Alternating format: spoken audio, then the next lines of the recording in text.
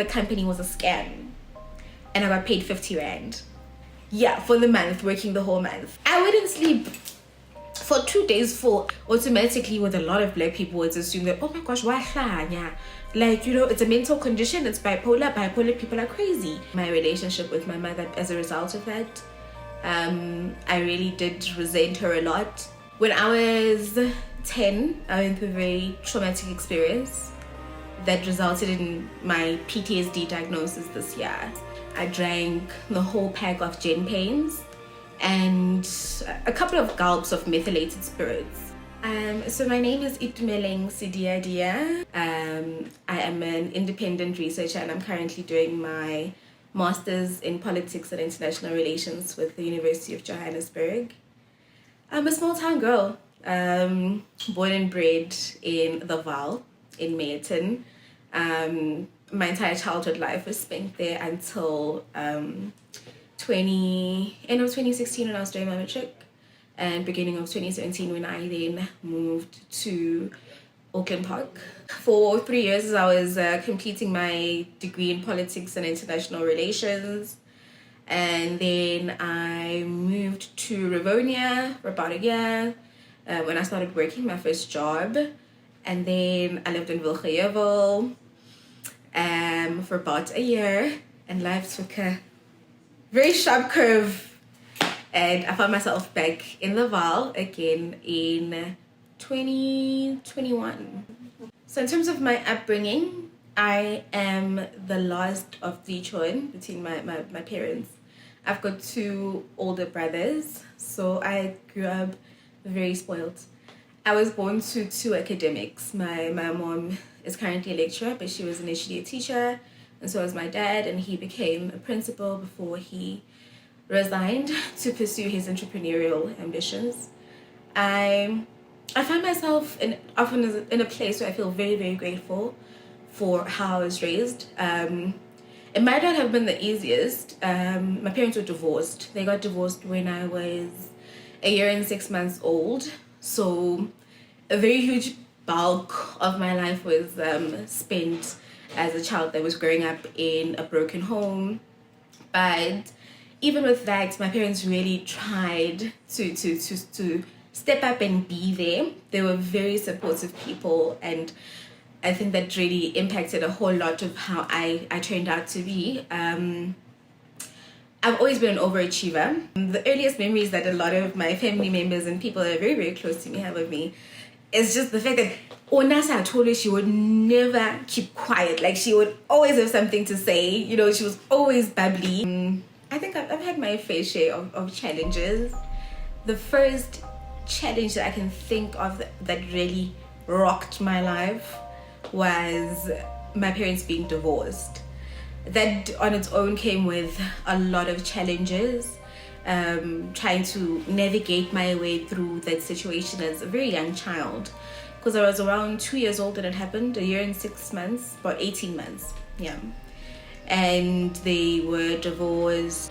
Then they got back together, and one of my earliest memories of that was just there always been a constant tug of war.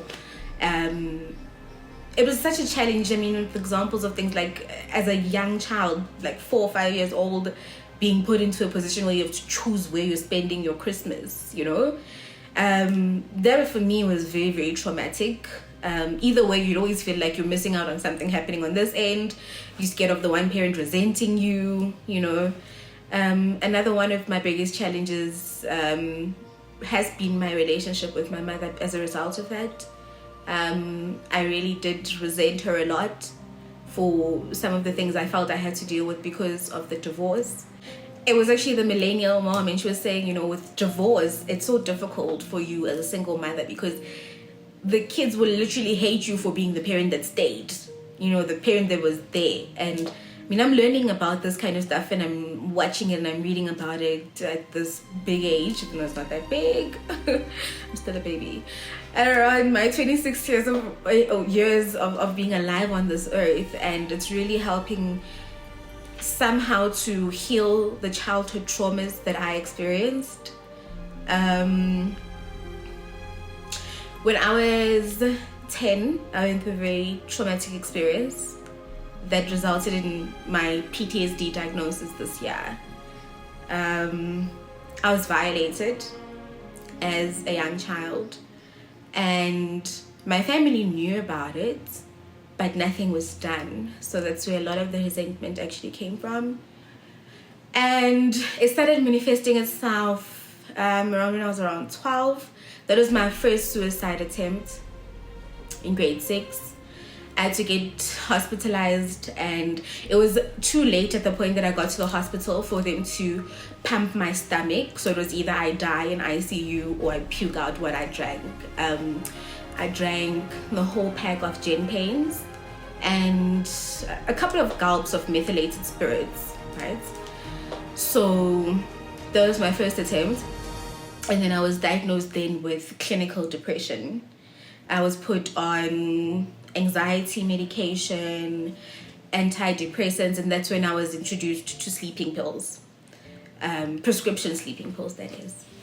So I had started around the same time. My academics never suffered, right? So I had started around the same time, around when I was 11, 12, where I was just genuinely having trouble sleeping. But I was on my mom's medical aid, right? And she didn't really practice a lot of oversight with that. So I could literally go, that's when they still sold like Accurate, these other anti-inflammatory pills, in like 100 packs. And I could go and get like 100 packs almost every week, and no one would even notice. And I started using those to help me sleep, because I had a lot of times where my brain was just racing, and I remember this from like when I was just like way younger, and I just wouldn't be able to switch off. So the pills helped with that. If I didn't have the pills, then I'd get up and start working, go over what we were doing the previous day, go through what we were going to do the next day, and that really helped my academics. So it worked perfectly. I could go 3-4 days without sleeping, and that was normal. And then I was on and off antidepressants and sleeping pills from really when I was 12 until I was diagnosed with bipolar in 2021, when I was 22 at the time. Yeah, those are some of the biggest challenges I feel I've had to face in my life. Okay, so my explanation, I'd like to just put out there. I don't have any medical background. I've got a lot of the information from medical practitioners that have been helping me throughout my journey. I was diagnosed with bipolar 1, and there's 1 and 2, and they manifest themselves in different ways. But bipolar 1 is characterized by manic depression. So when things are good, they're really, really good, and you're so energized, and you're so positive, and everything is going so well. And it can take one trigger, something very minute, something tiny, for you to go from your manic state where you've been energized and you're go. You don't need to sleep, you don't need to eat, you work harder than everyone else, you do better than everyone else, and it's just like a slump. No warning, no indications that are, outright to like show you that this is coming. It just comes, and that's when the depression comes, and there's nothing to live for, nothing to care about. Nobody understands what's going on in your head. There's a lot of confusion when you go through the depressive episodes. Actually, I found that with myself, it manifested in just wanting to be alone in very dark spaces, and that's something I'm still grappling with now as well. Even having lived with the diagnosis for this long, like, you really are in the slumps of it. Something just as bright as like, just you see this room is not very well lit, it's not too bright, but like something as simple as like blinds being open, you don't want any light coming through. Like basic things like eating, taking care of yourself, they seem very, very strenuous. They seem so draining. It's really not a nice place to be in. That has to be July 2021. I don't know if it was the first or second day of the July unrest. So to give you a bit of a backstory, like I mentioned, I've always been an overachiever. So I got my first job offer a few weeks after I wrote my last exam. I never had to worry about anything. Like I always made sure that I would set myself up well in life, and that was, we're living in a world where meritocracy behavior is rewarded, right? So that's a lot of what I would do. So in as much as I could plan, I try to plan everything specifically how I think it should go, and with the hopes that everything's going to work out perfectly. I worked my first year, it was great. And then 2021 February, after my apprenticeship ended at this multimedia organization that I was working at, I won't mention the name, I got a job offer from this other company that had me move all the way from the West Rand to Buccleuch. I used my savings, got a place, got set up and everything. Everyone was so excited. My dad even bought me a washing machine. Like, guys, it was really just, it was quite a big thing. Only for me to work for a whole month and find out that the company was a scam. And I got paid 50 Rand. Yeah, for the month, working the whole month. That time, rent is due. Like, everything it's just like, and now I don't have a plan. For the first time in my life, I don't have a plan. This is the first time this happens, right? And how can something like that happen to a person like me? Like, things like that don't happen to people like me, you know? It felt like a dream.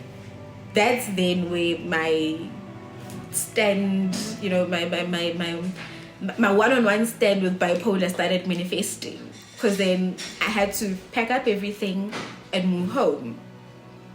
And I hadn't lived at home for over 5 years. So that was a very big transition. And now having to consolidate the fact that I've always been an overachiever. I've worked so hard. I'm supposed to be doing so well. And if anything, I'm moving home now. And there's no plan. What am I going to do? What's going to happen to me?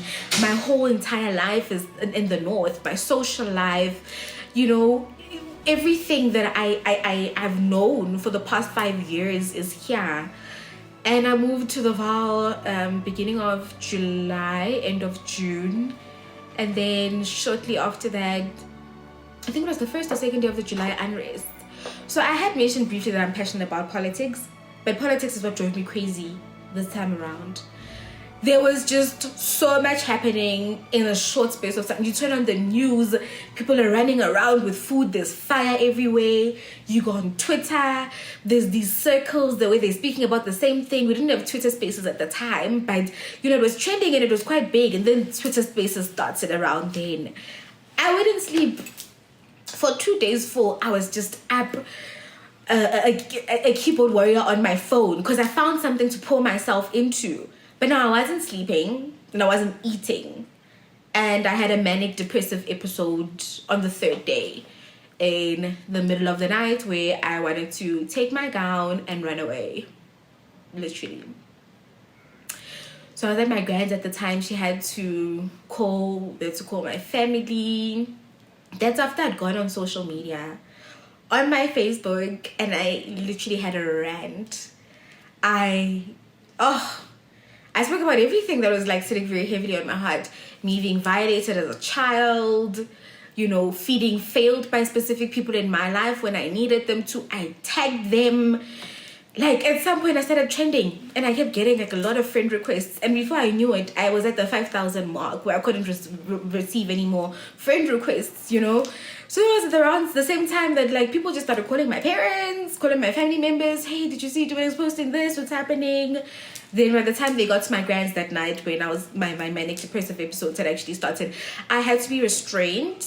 And that's when, like I mentioned, I had started working. So my mom had taken me off her medical aid. I wasn't on a medical aid. I had to, for the first time in my life, go to a public hospital and be institutionalized there for 6 weeks without any contact, like nothing. My phone, everything was taken away. And I think those 6 weeks were the toughest 6 weeks of my entire life.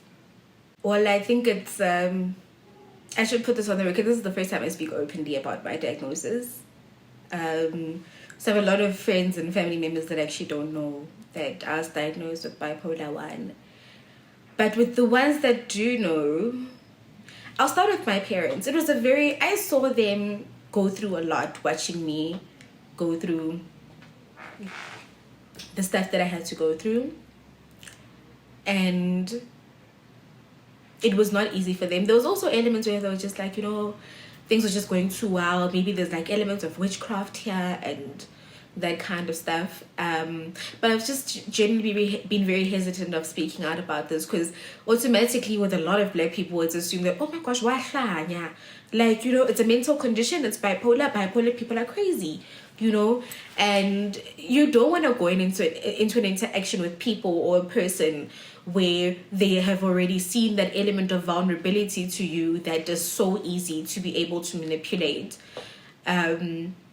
But with the Black people that I have mentioned this to, it was always a thing, oh, let's pray about it, you'll be fine. Or, are you taking medication? Yeah, I must take the medication or la. And now it's very difficult to come and explain, okay, the end goal for me right now, as far as I have made it living with this, is not hofola, because I'll just be really asking for a lot. I don't think this is something I'll wake up one morning and be like, oh, I'm completely cured. But I have really made such huge strides being on medication, being changed from this medication to the next, taking medication where I had such bad social anxiety at some point because I was on medication that would make me physically like shake. So you'd be around people and you like get a glass of water and it's like, is everything fine? Like, are you having withdrawals from something? That's the first thing anyone would assume, right? So I have had positive experiences with the Black people that I have told, but I think it's because I'm realistic about how I'm expecting the interaction to go. I don't judge them because of the fact that they have these misconceptions, because there's not enough information out there about this. There's a lot of different conditions that can manifest into bipolar. And there's also a danger of people also being like, oh, I felt like that as well. Maybe I've also got it, So with every interaction, I really treat it with its own merits.